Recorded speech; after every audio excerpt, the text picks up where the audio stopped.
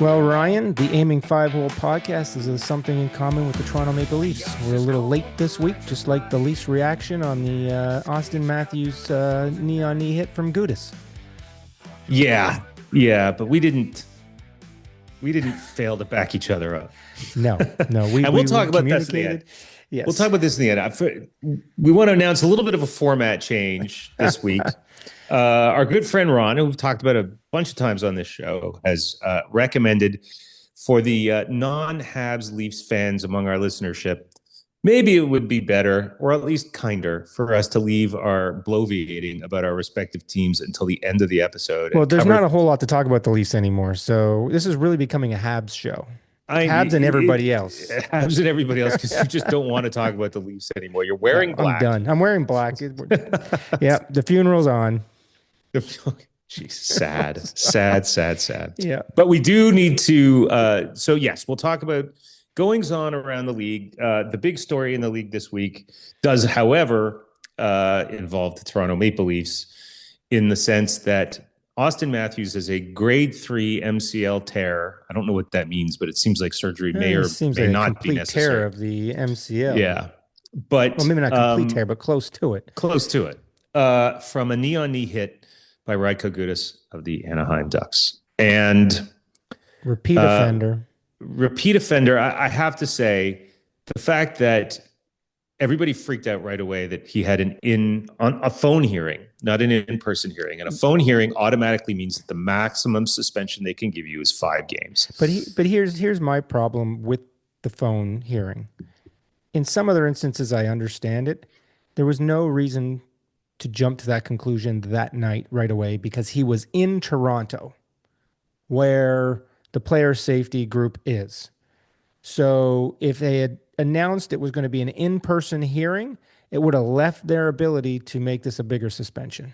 Yeah, that's the whole point of an in-person hearing, right? Right, I understand that. But because he was in Toronto, they could have made that decision and left themselves more open than saying, okay, the guy's in Anaheim and I got to drag him to Toronto, right, for in-person.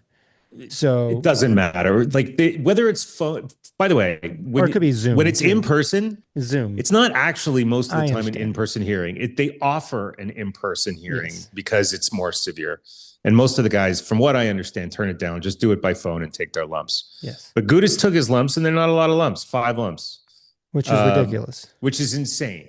If you look at the replay, you look at it fast, you look at it slow, you look at it somewhere in between. He targeted him with the knee. He realized he was going to miss him, and he stuck the leg out. Yes, and went knee on knee. And the only place he was going to be able to hit him was knee on knee. Yeah, it was like obvious. He's dirty. It was a dirty hit, and he has got a record of doing this. Yeah, there are knee on knee hits that often happen when like one of the two players turns around quickly, and they're just lined up a little offset, and there's nothing that can be done. For example, the kneeing hit that took out Patrick Laine in the preseason last year, where he missed the first 3 months of the season. That wasn't even a penalty, I don't think. It was just sort of an accidental knee-on-knee hit. But Gudas lined him up from about, I want to say 15 to 20 feet away. Oh, easy. He went to go play him because Matthews was alone in the slot. And just brutal. Yeah. I mean, this is the garbage we need to get out of the league. These type of hits, the hits from behind, the vicious stick swinging, we have the hits to the head. These are the things that are creating, when you take a star out of the league like Matthews for 18 games, and all you get for repeat offenders 5 games is completely unacceptable. Yeah, and by the way, and the whole just to level set here, Phil, one of the criteria for the suspension is expressly your past history. So let's go through Mr. Gudas' past history. And intent. Let's go through Mr. Gudas' past history. December 2015. By the way, what were the penalties that you just listed as the ones we have to get out of the game? Checks to the head, hits from behind, and stick swinging. Okay, and obviously kneeing. Okay, so this is Mr. Gudas' history. December 2015, illegal check to the head of Mika Zibanejad, 3 games. Yep. October 6th, 2016, Illegal hit to the head against Austin Charnick, 6-game suspension. November 2017. Slashing against Matthew Perreault. Now, I don't remember that particular one, but it must have been really bad because for that one, Radko got 10 games. Right. So they're ramping up here. Yes. In February 19, he took another high-sticking suspension, another one of the hits you say has to get out of the game, to the head of Nikita Kucherov. 2-game suspension. Coming the other direction. Basically all of the above on him. Yep. And now, finally, he completed his grand slam by getting a kneeing penalty on Matthews and only getting 5 games with that history. Yeah. To me, that's insane. If there's a Hall of Fame of dirty hits, he's in that Hall of Fame, maybe the first guy in there.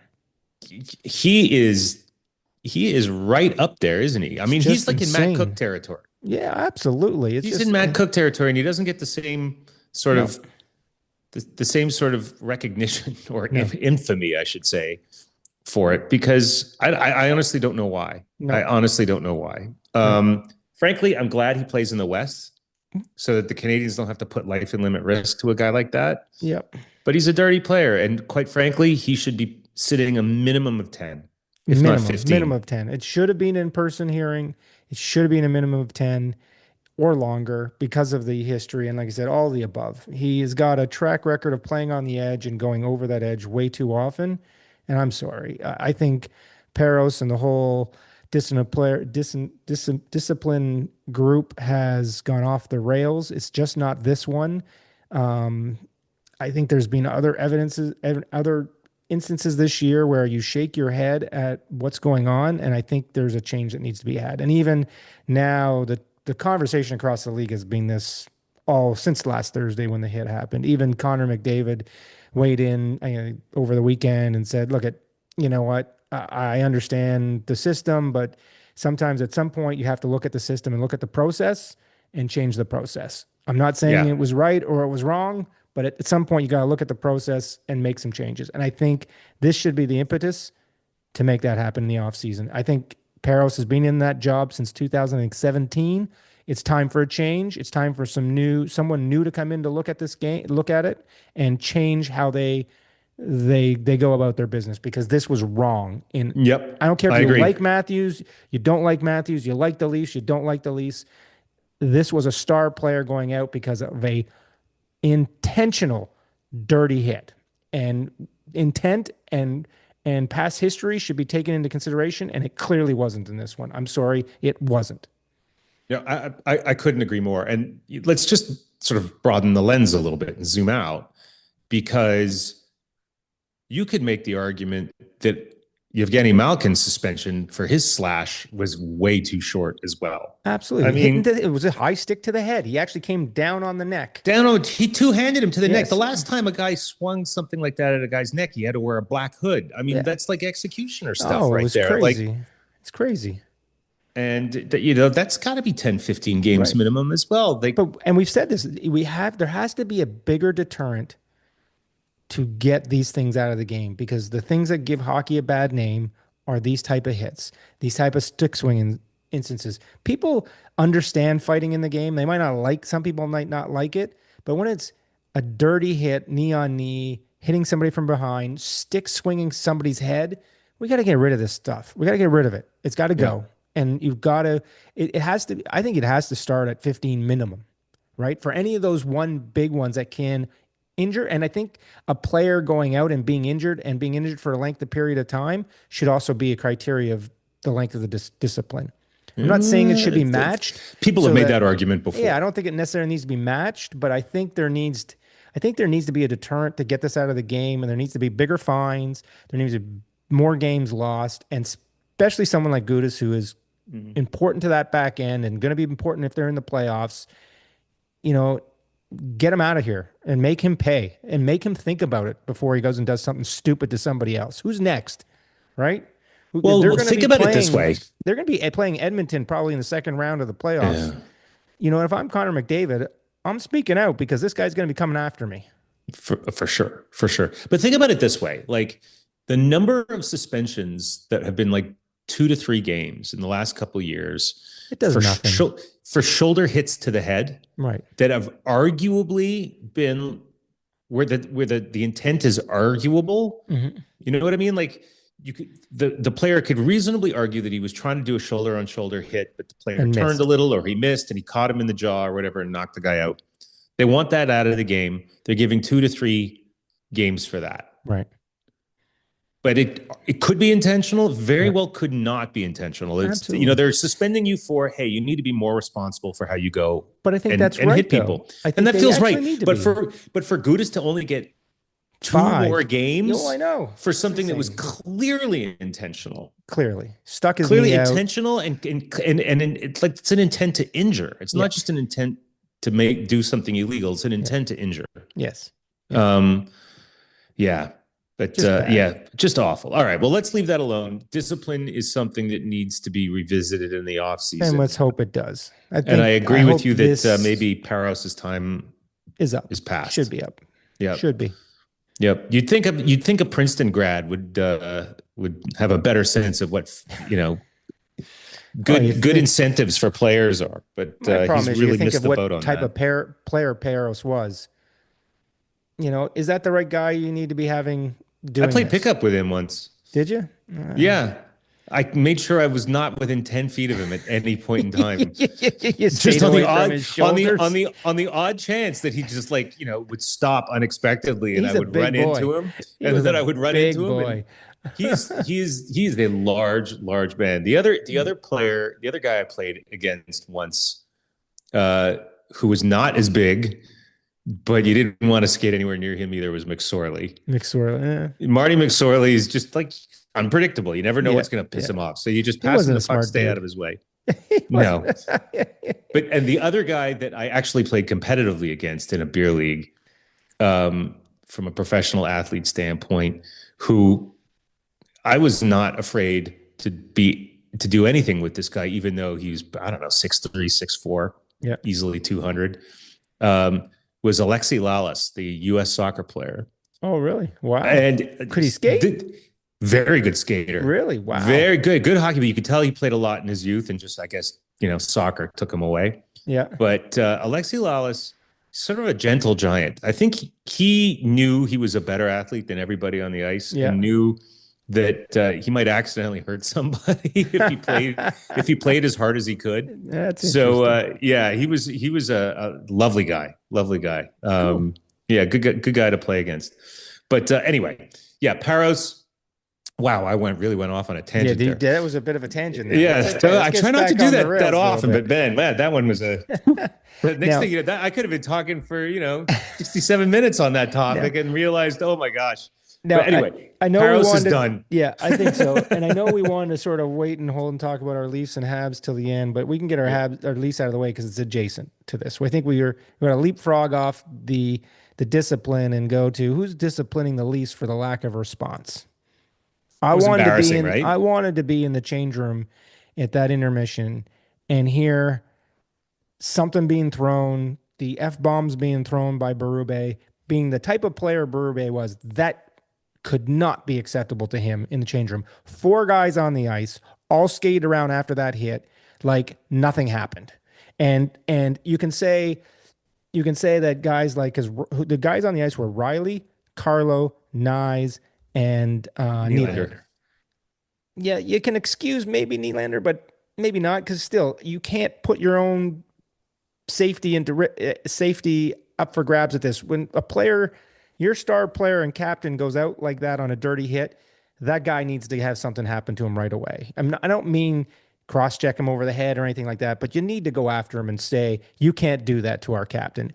And you got Carlo on the ice, who is big enough, 6'7". You got Nyes on the ice that could have done something, and Riley on the ice. Those 3 guys should have been on top of him and jumped him, done something. I don't care what you do. I'm not saying you have to hurt the guy, but you have to have a better reaction than skating around like nothing happened. It was complete embarrassment, and it almost is the Leafs season in a microcosm in that moment. Going just a lack of character, a lack of at least caring about your fellow teammates, just a lack of will to win and to compete and to drive. It just, in that moment, I'm looking around going, Who's going after this guy? I've seen it less in beer league hockey. In beer league hockey, somebody gets hit badly and you got four guys on top of them. It's just like, come on, this is the Yeah. NHL. Your star player just got his knee buckled by a dirty hit and you do nothing. And the problem was the refs jumped in right away and Gudas got escorted off the ice, so nothing could happen. You could say that the Leafs did have a response for the rest of the game because their physicality for the rest of the game did step up and they won the game. Yeah, great. Who cares? You got to do it in the But the moment. character in the moment was not there, and it just shows the character of the team. And I want to know what's going on in that change room, because if they're going to let that happen to their captain, what's happening in that change room? Yeah. Right? They can all say now, "Oh, this is embarrassing. We didn't do it right," but you didn't. So saying it afterwards means nothing. It's hollow. Right now, they're going to play Anaheim again in a couple weeks. I think they play them on the 31st of March In Anaheim. In Anaheim. So it'll be interesting to see if Gudas is on the ice, and if it doesn't happen in the first shift, whenever he gets on the ice, someone's got to go after him. Yeah. And make All him right. pay Well, for it. okay. So we spent 15 minutes on this topic. We should probably move on. There's a lot of other things going on around the league, but let's talk about the resurgent Dallas Stars, who find themselves only 3 points back of the juggernaut known as the Colorado Avalanche. We said after the trade deadline that Dallas might have gotten left behind a little bit. Yes, they got Tyler Myers, but with Kadri coming in, we thought Colorado would wake them up a little bit because they've gone into a bit of sleep mode. And lo and behold, Dallas goes 9-0-1 in their last 10, is playing fantastic hockey, and Ottinger is playing out of his mind. Yeah, Ottinger said, "Hold my beer," because he's like, he's given up like, I don't know, like 1 goal in March or something like that. I don't know. Robertson's making team. I know they won the gold medal, but he's almost making team proving a point, going, I should have been on that team, and because he's scoring goals in buckets right now. But what about Wyatt Johnson? Wyatt Johnson should have been on Team Canada. Like, both of them are like, first of all, they each have 36 goals on the season. They have 2 36-goal scorers. That's like, that's Nylander Matthews territory. Yep. But what's interesting about them is how top heavy they are. You've got Rantanen at 20 goals. And then you've got, I think, Rupe Hintz at 15. And Rantanen's hurt right now too, isn't he? He's out. Yeah. Then you got Rupe Hintz with 15 goals, and I think Jamie Benn has 14. So it's a pretty top heavy team, but that those top 2 lines are crushing it right now, and their defense is playing great. You've got a top 2 of Harley and Heskin, and an all-world goalie in Ottinger going, yeah, Hellebuck was the star of the Olympics, but don't forget about me. Oh, absolutely. And this team is going to be really, really dangerous if Ottinger keeps playing like this. I'm sorry, if McKinnon has 50 goals, he might have trouble, putting too many past Ottinger in the playoffs. And it's going to be a shame that Dallas or Minnesota are going to be gone after the first round. If you assume Colorado's going to lead that division, stay out because they've got a game or two in hand. But Dallas, Minnesota in that first round, that's going to be the round of the first. That's going to be the series of the first round to watch. We could probably do a whole episode just on that series. Yeah, it's sort of in Central Division, so it's going to be not too late, not too early. It's going to be great. It's going to sit right in that middle. It's going to be fantastic, fast, big hitting hockey. It's going to be a lot of fun to watch. Yeah. But it's a shame that they have to play each other in the first round and then play potentially Colorado in the next round. Yeah. It's dogfight right there. We've said it all year round. This is going to be we said it last year, this division was the toughest to come out of. It's going to be the toughest division to come out of again. For sure. For sure. It's interesting. Like, you compare the Central and the Atlantic, and the Central has the top 3 teams in the league.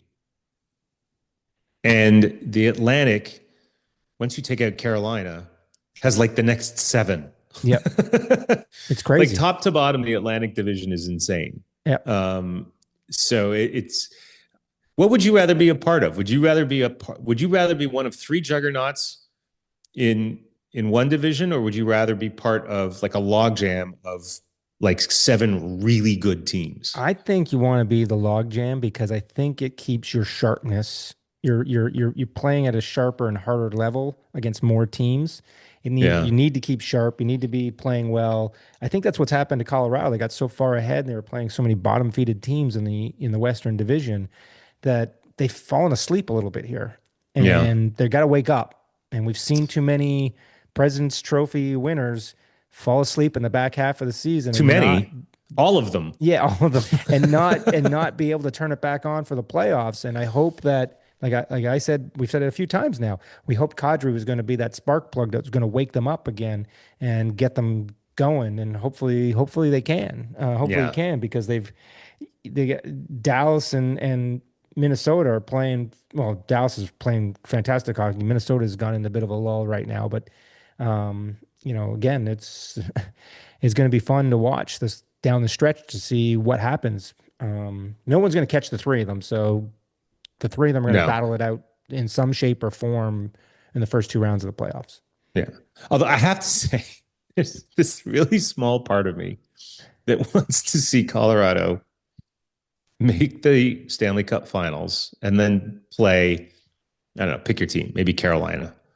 Although there are no dicks on Carolina. I'm going to say Buffalo. Tampa. I'm still going to say I'm going to say Buffalo. maybe it'll be Buffalo, but I can't think of any real dicks on Buffalo either. I'm thinking about It's Buffalo. I know, but now I'm thinking about Tampa because they have Corey Perry. Yeah. But how awesome, funny would it be if Tampa beat Colorado in the Stanley Cup Finals, and while they were in the handshake line, Corey Perry hands Nathan McKinnon another stuffed animal like he got for winning silver at the Olympics. No, see, you'd see violence in the handshake line. Violence. I don't think you can see that happen. But I think it's the Corey Perry being the Stanley Cup jinx. I know Tampa's out. I'm writing off Tampa Bay. Tampa's a first round exit now. Maybe they're getting there. Yeah, maybe they get there, but they're not winning it. There's just no way. No, that streak is too long and it'll too be 7. varied. Yeah. Like it's like 7 with what, 6 different teams? Well, it's 6. He's lost the last 6 Stanley Cup Finals he's been in. This would be with the 7th with 5 different teams, is it? With 5 different teams. What are the odds? That's crazy. Yeah. He lost it twice with Edmonton, once with Dallas, and once with Montreal. Once with Montreal, and once with Tampa Bay. Yeah.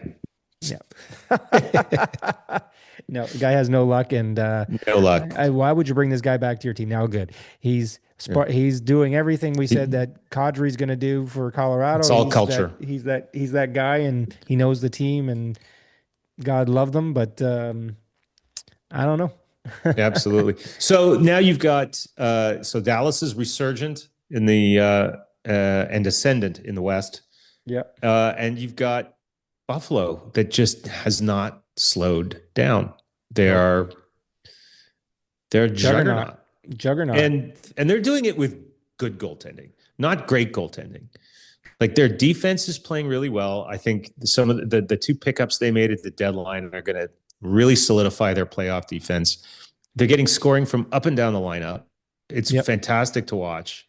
Owen Power I won't say he's playing like a former number 1 draft pick, but at least he's playing like a top 10 pick now and not a bust. Yep. I mean, he's really coming into his own. So does Lindy Ruff jump to the Jack Adams Trophy Award for the Coach of the Year for this back half of the season performance? Another last to first potentially. I think you got to give him serious consideration. Who's gonna get this award above him at this point? Bednar. Maybe with that team, I just their team has been a juggernaut from the beginning. Yeah, they've been a great team. I know, but he's never won a Jack Adams, and he's the story of Lindy Ruff though, taking his team from last place to, well, they won't be first potentially because they're going to catch Carolina, but I don't know. I think Lindy Ruff is the odds-on favorite right now to win this Jack Adams award. Yeah, got to be. If Anaheim wins the Pacific Division, now granted, but that's a massive division. It's the lousiest division. That division maybe you got to give him some in the playoffs in the East. That's true. So I don't know how you give that. The Pacific Division. I don't know how you give Quinville that. Yeah, look, he's done a great job with a young team that nobody thought were going to make the playoffs, including the 2 of us. Not that we're experts around the situation. Well, I thought they were going to have to win. I thought the Ducks, I said this earlier in the season, the Ducks were going to have to win every game 6-5 in order to win. Now, the irony is they've played 2 games against the Canadians in the last 2 weeks. I think 10 goals were scored in each of them or close to it. So, and we'll get to that. But Buffalo, Buffalo and Carolina have to be the 2 Eastern frontrunners right now. Yeah. So here's a question mark, because let's take this in a bit of a different stretch. Of the teams in the chase that aren't in the wild card, East and West, let's pose this question to both of us here. Okay. Let's start with the East. Okay. If you were have to suggest right now 1 or 2 teams that you think are currently in the playoffs won't be, who would you replace them with? Like, so if you think at the East and you think right now you've got New York, Pittsburgh, Detroit, and the Bruins. And if you wanted to throw Montreal right now in there, I know you got games in hand here, but those 82 and down. And then you got Columbus, Ottawa. Let's just say Columbus and Ottawa. Where do you think this is going to settle out? Do you think either Columbus and Ottawa are going to get in? And if so, who's dropping out? Detroit. I think Detroit's dropping out. I think that's a sound pick. I called Detroit to make the playoffs this year, so I don't want to make that. I actually think it's going to be Boston. Really? I think Boston's going to drop out. Okay. I think they're falling off a little bit here. I'd like to say the Islanders, but Schaefer's just too good. I actually think it could be Pittsburgh, too. They're both at 81 points, but the problem is the only the Columbus would have to overtake them, put one of those guys in a wild card spot, and they fall out of it. Yeah, but Columbus has an advantage here over Ottawa, because Columbus can catch Pittsburgh and New York, or even be in a wild card spot, because they're only 1 point out of a wild card spot, but they're also only 2 points out of a third place in the Metro. Right. Where Ottawa has to catch Montreal, and that's 5 points. That's going to be difficult. Right? Although they could catch Boston. They could catch Boston, Detroit. Yeah. 3 points back of Boston, but I think that's a longer shot. I think they're playing well right now. They're 7-1-2 in their last 10, which is great. Yeah. They're seemingly caught a bit of on fire and playing well and getting better goaltending. But I think you're right. I think the team that's going to drop out could potentially be Detroit, maybe Boston. But I think so. Who's going in then? Do you think it's Columbus? Or do you think Ottawa's? I think it's Ottawa. I think Ottawa squeezes in. Yeah, it's possible. It's one of the teams we both had in the playoffs. Right. Sorry, so none of us to the West. Columbus. So let's go to the West. So same thing here of the bottom feeders, because now you've got it's really closing up pretty tight here. You got even Nashville at 67 points, tougher, but San Jose, Los Angeles, the Kraken, and and Utah. Well, I think Seattle. There's a chance Seattle falls out. A decent chance Seattle falls out. They're 4-6-2. They're 4-6 in their last 10 games. Now the problem is the Kings and the Sharks have been barely hotter than that. They're 5-4 and 5-3-1 or whatever. But look at I said the Kings were going to make the playoffs this year because of the swan song of Kopitar. Who is now the all-time leading scorer for the LA Kings. It was a really nice moment. Yes. Really nice moment for Dionne. him and for the Kings. Yeah. So I actually think they're going to squeak in. Okay. I think they're going to be squeaking. I think I agree with you. I think you want them to them to because then they get the second round. Something right, because they got to send the second round pick. My Stanley Cup final pick is just gone. No, you want them to make the playoffs because then they send a second round pick for Lawton instead of a third round pick. Yes. And let's go back to that for 1 second. How about that? And I know we were talking about the Leafs and Habs at the end. All 3 Leafs that we traded at the trade deadline. Did they score in their first game? All of them scored in their first game, and McCann actually scored twice in his first game. Oh, there you go. McCann. McMahon scored twice. Lawton scored in his first 2 games, and Waugh scored in his first game. And he actually scored the tying goal in their game. Well, there you go. So, there you go. Just wonderful. All right. So the Kings, you're saying the Kings replace Seattle. I think they replace Seattle. I think. All right. I'm going to agree with you because that's I want the Sharks in there though. I want to see the Sharks. I want to see Celebrini in the playoffs. That kid is a beast. That kid is an absolute beast. He does everything well. Yeah. He fights for pucks along the boards. He's a hustler. So fun He's to got watch. eyes on every side of his head. He's Yeah. an incredible passer. He skates like the wind. Yeah. Like, Shoots the puck hard. Everything. He does everything yeah, right. Does everything right. How cool is that? at 19. It's Yeah. unreal. Yeah. Unreal. This kid's something super, super special. McDavid and McKinnon have some competition Yes. Well, we said for it during the for the Hart Olympic for the break next is that 10 yeah, years. for the Hart, but he's going to challenge them in the next 3 to 5 years for being the face of the league. Has there ever been a face of the league? This league markets itself so poorly around its star players. Yeah, I think they've done There's a no better such thing job as in a the face last of the few league. years. I think they've done a better job of it. It's going to Yeah. be a little bit on the Sharks to get into the playoffs, give him some more exposure in a bigger stage, make a run, maybe not to the final, but make a round or two, give him some more exposure. Obviously, the Olympics was such a great leaping off point for him. Yeah. Well, But guess what? Mike Greer's turned that franchise around so fast. I wouldn't be surprised if they were in the playoffs this year. I yep, wouldn't, and no later than next year. yeah. All right, Oh, so they'll we're at definitely 30 in next year. minutes. Should we spend a couple minutes just sort of breaking down the Canadians this week? Yeah, we should break down the Because I'm Canadians a little bit. pissed. Because yeah, how you feeling? Like you still okay with them no moves at the deadline? Because I Yeah, I yeah, think yeah, I'd be yeah, yeah. regretting that a little bit. No, I'm not regretting it at all. Not I'm one gonna little keep bit. asking you. You can keep asking me, but you can. Why don't you throw the goaltender thing at me? Because Fowler's played pretty well the He last played really two well. starts Yeah. since he got Okay, so called here's up. the question. You said months ago, I asked you this question: who was the starter for the playoffs if the started? I think it was a couple months ago before Christmas, before the Yep. New Year, and you said Montembeau. Yeah, yeah. Playoffs start today. He's not even dressing right now. He's not dressing. So He's not who's dressing. your starter day one? If the playoffs started tomorrow and you were playing Tampa Bay, who are you starting?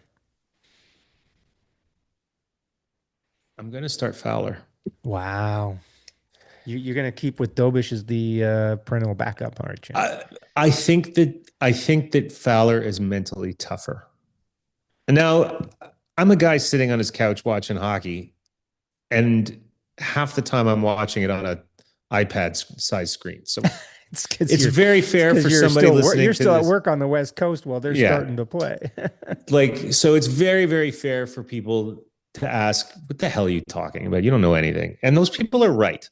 But from the body language that they both have after giving up goals, right, and the way that Fowler moves around the net to follow the play, he's just calm. And he reacts after a goal calmly. Yeah. Dobas always looks like, his dog died after he gives up a goal.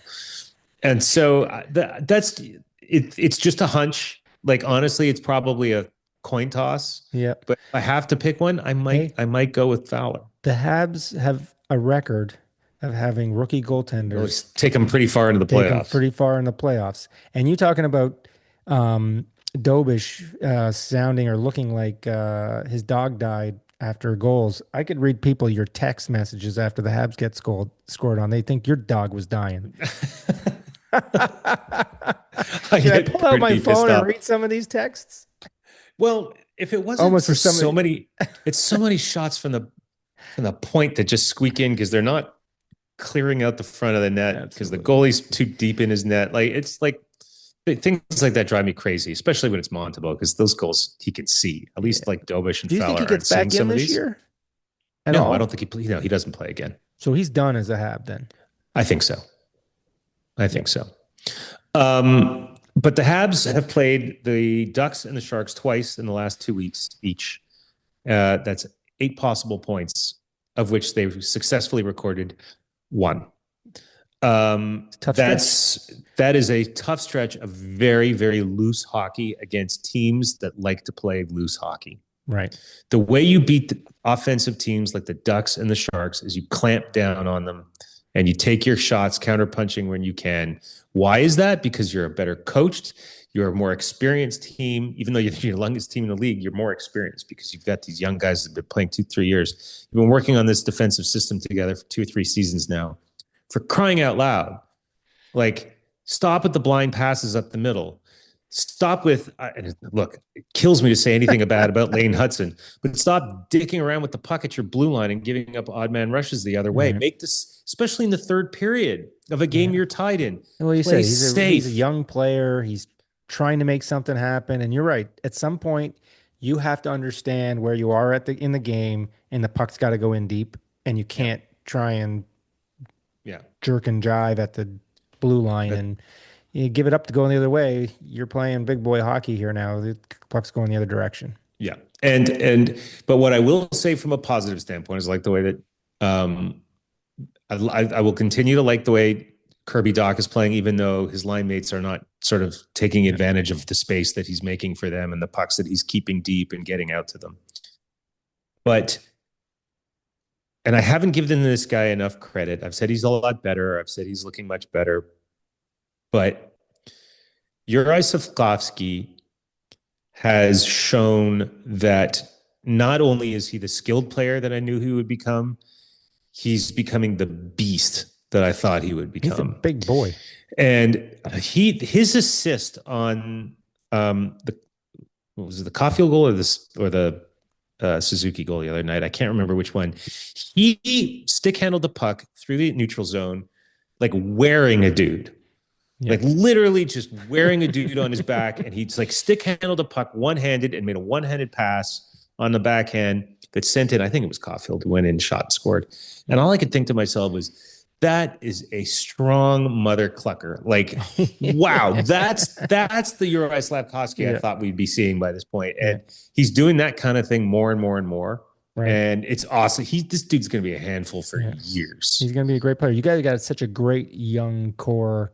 It's going to be fun to watch. Hopefully they can take out Tampa Bay or whoever they play in the first round of the playoffs. I'd love to see them win a round or two. Yeah. Especially if it's like, if they can avoid a team in the first round, like the Washington Capitals last year that were really big and mean and kind of suited for playoff hockey.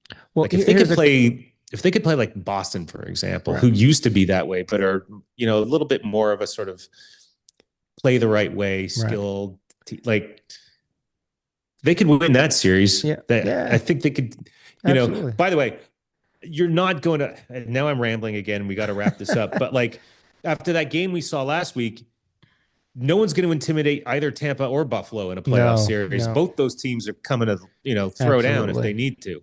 Absolutely. So there's a lot of tough teams out there. I have one more question on the Habs before I let you go. What'd you think of Gallagher getting healthy scratch for the first time in, I think, his career? In his career. Is that arresting him it was for the sold, playoffs? It was sold as a rest because the Canadians have 2 back-to-backs in 6 days. It's got a lot of wear and tear on that body. A lot of wear and tear on that body. He throws himself into every scrum, every play. Like I don't think anybody in the league takes care of himself the way he does, just because his dad, I think, is the strength and conditioning coach. I didn't know that. For the junior teams, the WHL team, the Giants. What is it, Kelowna? I don't know. I'm not sure. One of the whatever WHL Western Hockey League team is the Giants. I think his dad was the strength and conditioning coach, and so he's in insane shape. But he's old. He hasn't been as effective lately, and maybe he needs a rest. But even if he doesn't need a rest, when you've got a guy like Alex Texier coming back from injury, now granted he made a pretty decent mistake in the third period, but you need him in the playoffs because of his tenacity. Who goes out? That's a really good question. You don't have to answer. It's a really good question. Think about it. I might have to think about it a little bit because it could involve playing with 6 defensemen. Okay. We'll see. I don't know. I have to think about that. Okay. Anyway, so what are you looking forward to the next week, though? I know what I'm looking forward to. I'm looking forward to hopefully the Leafs getting back on the tank record so we can have a shot at our top 5 pick. We're only 6 points up on St. Louis, who's currently sitting in that 5 spot. The 3 points we got in the last 2 games kind of hurt us. Mm-hmm. And I know there's a theory between do you tank and try and get the top 5 pick this year with the unfortunate side effect, if we don't get it, we're giving Boston the 6th, 7th, or 8th pick, or do you win as much you can and give Boston the pick this year, whether it's 9, 10, 11, whatever it is, and get it over with and get back on next year? I think this draft is deep enough. I'd like to see us try and keep it, and I'd like to see us tank it. Okay. Well, best of luck. But What I I'm look looking forward to, this week, and I actually, this is going to sound facetious, but I think there's a very decent chance that you're going to start hearing this. I think the Toronto media is so frustrated and so bored. They've got nothing to write about anymore. This Gudas thing gave them something to write about for one day. They turned it into 2 days because that's what Toronto journalists do. But I think they're going to start talking about should they trade Austin Matthews in an earnest way. Oh, they've already started that talk. I've heard some of it already. I think the question mark was before this last 2 games where they tied Buffalo, lost in overtime, and then beating Minnesota last night. The question mark was going to be, do they mercy fire Berube before the end of the season? Because that's not going to happen. It might not happen now, but we'll see what happens this next week if they go back in tank mode. I want to give you something to think about. What's that? I want to give you something to think about because the Edmonton Oilers are not going to win the Stanley Cup because of their goaltending this year. So I want to give you something to think about. Connor McDavid traded to the Toronto Maple Leafs. It's not going to happen for Austin Matthews, Easton Cowan, and a first. If I'm the Leafs, I'd do that in a heartbeat. But why would Edmonton make that trade? do that? You make that trade? Absolutely for the Leafs. If I'm on the Leafs, I would do it in a heartbeat. But why would Edmonton do that? Because Connor McDavid tells them trade me. Yeah, but he because you can't get your act together. He doesn't want to be in Toronto. I don't care what you say. I don't think he wants to be in Toronto. He wants to win. Wow.